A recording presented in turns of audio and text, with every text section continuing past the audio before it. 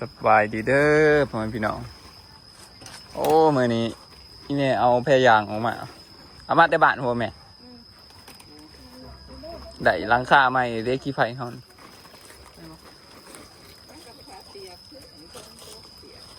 ขี้ไฟงบประหยัดตัวนี้ นี่นะขี้ไฟอยู่นะบ่เคยนี่ดื่มปิดอันนี้บ่แม่เพราะฝนมันบ่คิดว่าฝนสิตกมันตกตอนเช้า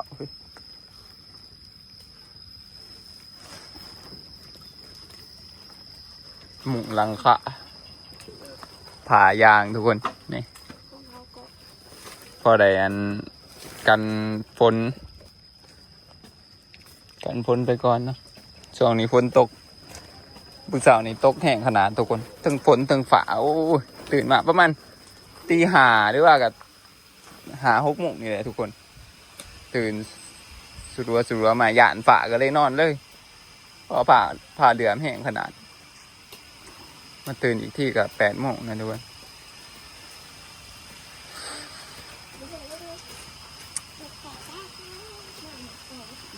ไปให้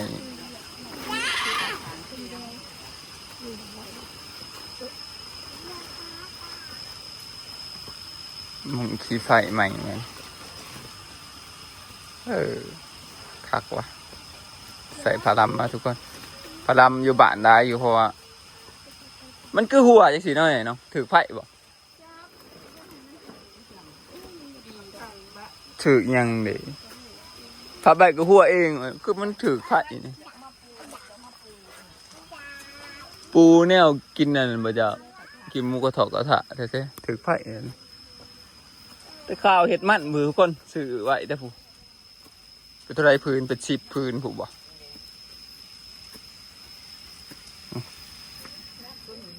คักว่ะอันนี้มันสิบ่ตกที่ใบใหม่เนาะใบใหม่ก็สิบ่ตกใส่อันนี้เฮาแล้วป่ะคักใหม่มากายอ่ะทุกคนอีแม่ถือมาแต่บ้านนู่นทุกคนเลยวันนี้ไอดอนจัดเมนูอีกแล้วทุกคนไก่อีกแล้วเนาะไก่ตายอีกเลย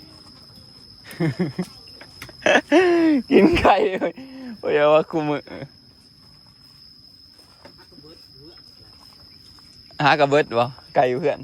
แบบถามบางอย่างฮะกระเบิดนะกินเบิดโอ้หลายทุกคนไก่กันราคาถือบอกเขาจะพันต้น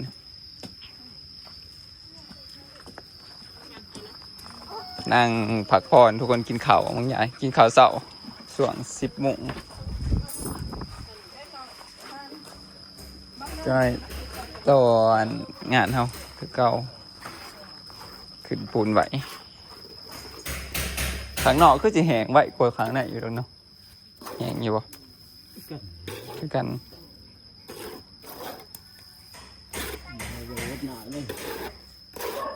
ก็ยังเปียกคือกันเนาะ3 แห้งทุกคนตอนนี้แดดกำลังออกโอ้แดดออกหลังพ้นตกนี่เขาว่าแสบขนาดนั้นมันแดดแห้ง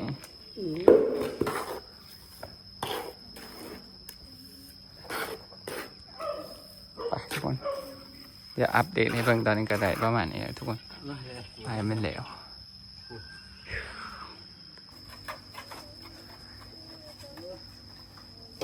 เดทตอนนี้ทุกคน11 โมงปลายเลยป่ะ11 ถึง 12 โมงเลยทุกคนงานเขาเดินสาเนี่ยเขาว่าบริเวณหอนสายไหวนะเมื่อคืนก็ตื่นสวยเนี่ยตื่น8 โมง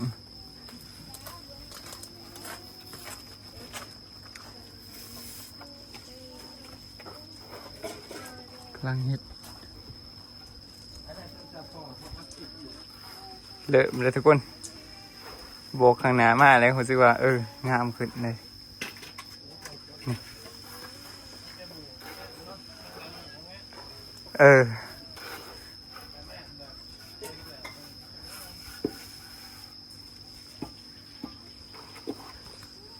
พ่ออันสุดท้ายสุกมาเลย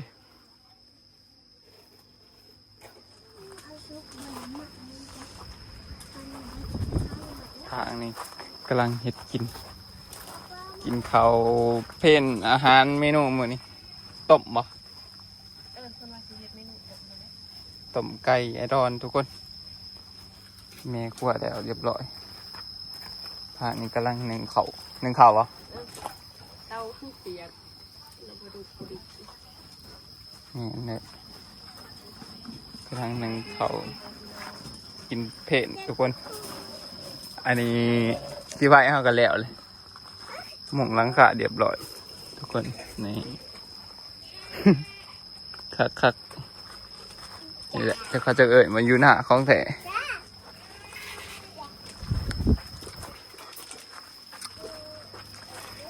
เดี๋ยวถาปั่นนะทุกคนอีพอกำลังขึ้นให้ขึ้นแล้วก็แต่งหน้าให้เพราะน่าจะเป็นคนปั่นยัง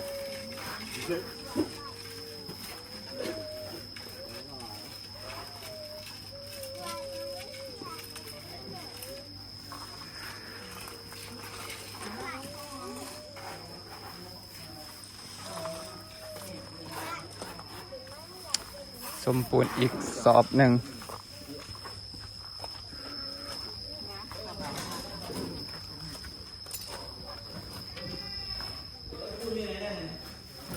เอายังเอากับบะไปขวด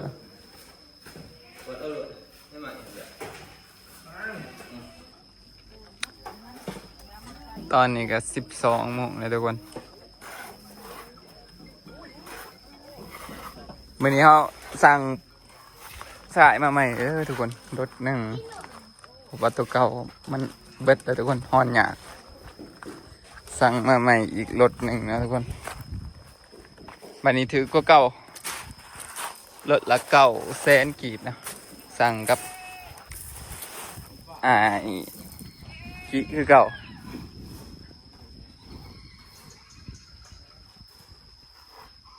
รถละ900,000กับประมาณ1,000 กว่านะทุกคน1,300-1,400วะนี่แหละมันนี้โบกข้างหน้าให้มันแล้วเนาะน่าจะแล้วอยู่ทุกคน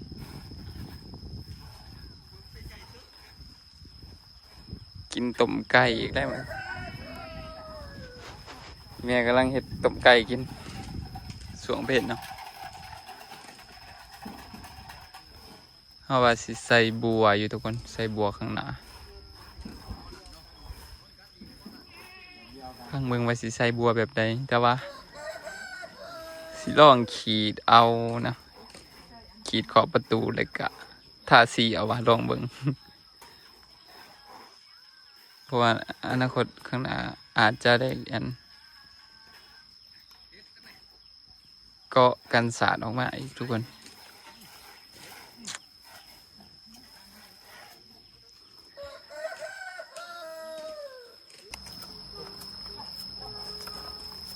ทางนี้แม่เฮ็ดกินเนาะโอ้ต้มไข่ไปเสาดื่มกินเฮ็ดเมนูต้มไก่ไหมนี่ไอ้ดอนเอาไก่มาเฮ็ดต้มกิน ปรุงแล้วแบบแก้ว มันอันนี้นะบอก เปื่อย เปื่อยเลยเมนูอาหารเพลเนี่ยเหมือนต้มไก่กับปิ้งโอ้เอามาแต่บาทมันนี่ปลามันบ่ใหญ่เนาะ แนวกินได้ลงเอาปลาจ้าสิกินมันจะ ปลาอันนี้ลายดิปลาคือปลาเต็ม เป็นไทยจะบอกปีกคนก็เป็นหัวนี่ก็แดด แม่เฮ็ดกินกับเอื่อยนะ กุ้ง ต้มไก่ มะขามมีบอลเลยครับ อืม น้ำมันได้ก็ใส่ไม่ก็ได้น้ำมันท่าเวชอบบอลในน้ำ เอาใส่น้ำอีกดิ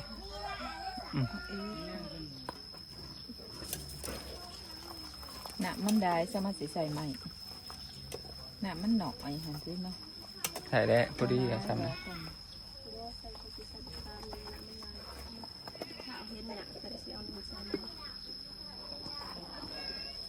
วกแล้วบ่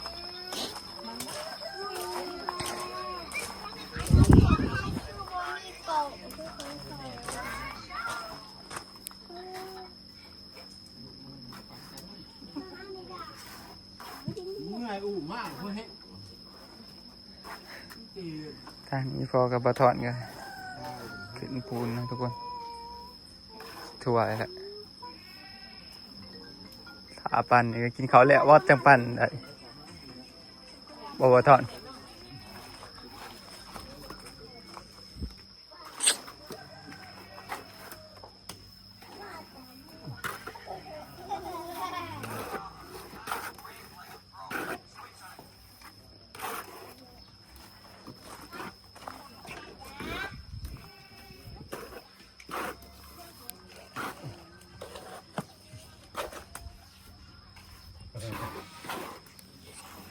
น้องอันเนี้ยนะได้ไกลจ้ะ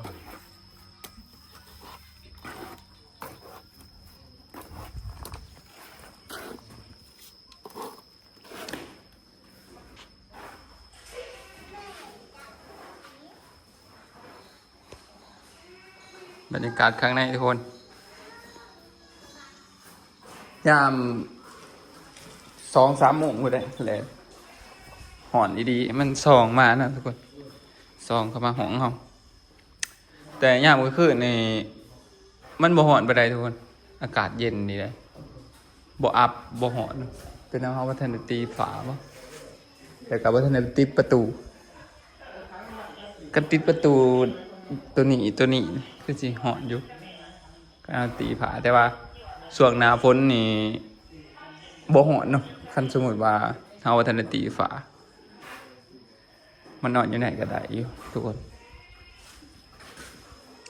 นอนอยู่ไหนเปิดพัดลมงามได้ทุกคนเริ่มเป็นรูปเป็นรางขึ้นมาแล้วพี่น้องเอ้ย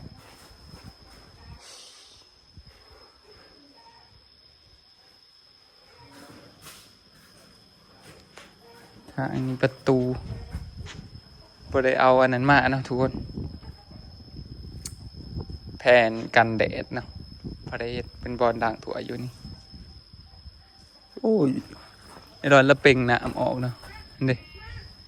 เป่งออกจากให้หน้ามาลงพี่ผ่านไปตามห้องลงพุ่นแหละห้องน่ะ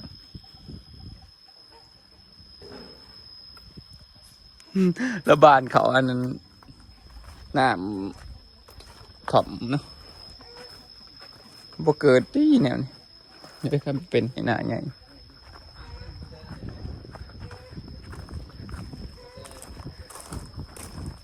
ฝนตกบนเสานี่น้ำเต็ม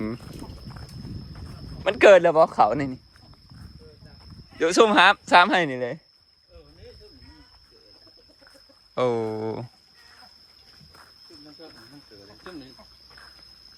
เพชรเขาแต่ละ เก่าใต้น้ำเลยเนี่ยโอ้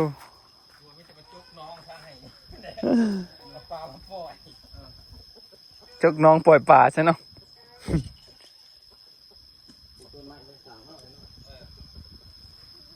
พอฝนตกมามันอยู่หนามอยู่แล้วหนามมันได้มาทางนั้นเนาะให้เด้เออ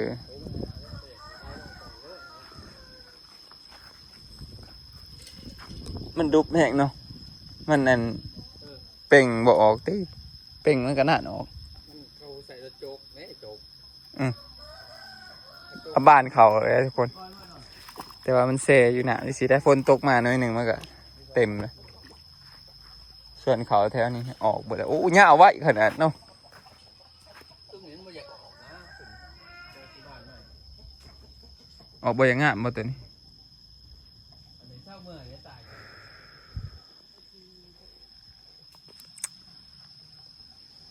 บรรยากาศคือยามหน้ายามให้อะไรทุกคนเนี่ยบอนนี่เอาเตียงมาใส่นี่ก็เป็นบอนนั่งเด่นเย็นๆนี่ก็คักได้ทุกคนใต้ห่มใหม่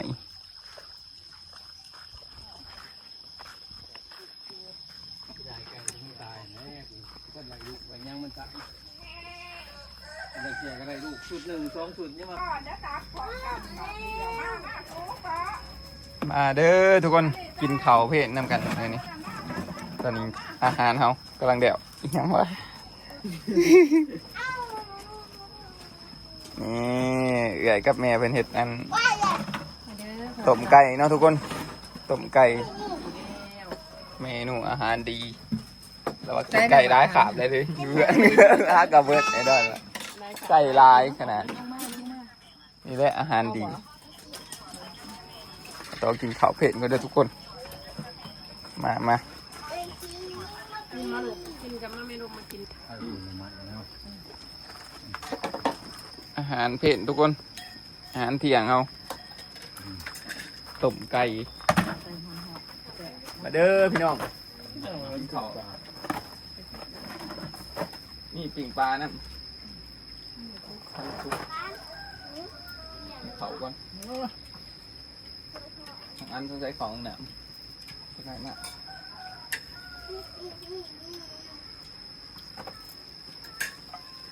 มาไม่ตายทำ มาไหมฮะ เมื่อไหร่เราเป็นหมิ่นห่มเอาไก่มาตีด้วยมั้ยเครื่องแบบไหนเดี๋ยวไปแล้วเก่าดิตื่นหมวกเอาเลยหมวกเอาเลยหมวกเยอะอยู่พ่อไปเอาถามหาหมวกพอแล้วสิมึงอ่ะแล้วว่าหมวกมึงใช้หมวกมึงใช้บ่หินอ่ะเอ้ยแล้วเอาไปนี่มันหาบ่เห็นตอนแล้วสิมึงเอาไปเลยมันควรตอบมากแล้วสิมึงเอาแต่ตอนมันหาบ่เห็นหรอลงหมอนได้ดิ ต้มไก่แล้วเองนะ นั่นน่ะนายต้มไก่แล้วก็ละอีนี่แต่กินปิ่งปลาแต่หมกเครื่องนอนเลยดิ ด่างผู้ดี ใช้เบื่อตรงใช้แห้งนะ ป่า ฮะปลาตึง เงี้ยงไก่หัวมันเดาะอยู่ ใช่ป่ะ โอ้ไปห้านะ เมื่อฝนตกช่วงจับมันจะขึ้นเลยแล้วจบ ใหญ่ เลยแล้วตกไอ้ก็ออกอยู่ตกจะสั่งเนี่ย ต้มเด้ออยู่ น้ำได้ก็บอกออกเลย ตับเสื้อ บ้างมาก็ว่าดีนะ ตลาดนอกจริงมันมีหมูนี่นะป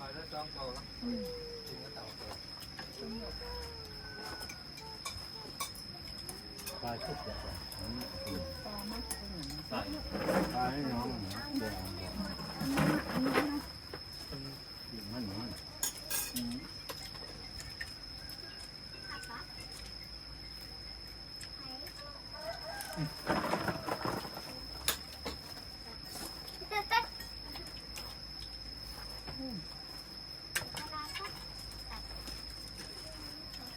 ตัวกินเขาได้พี่น้อง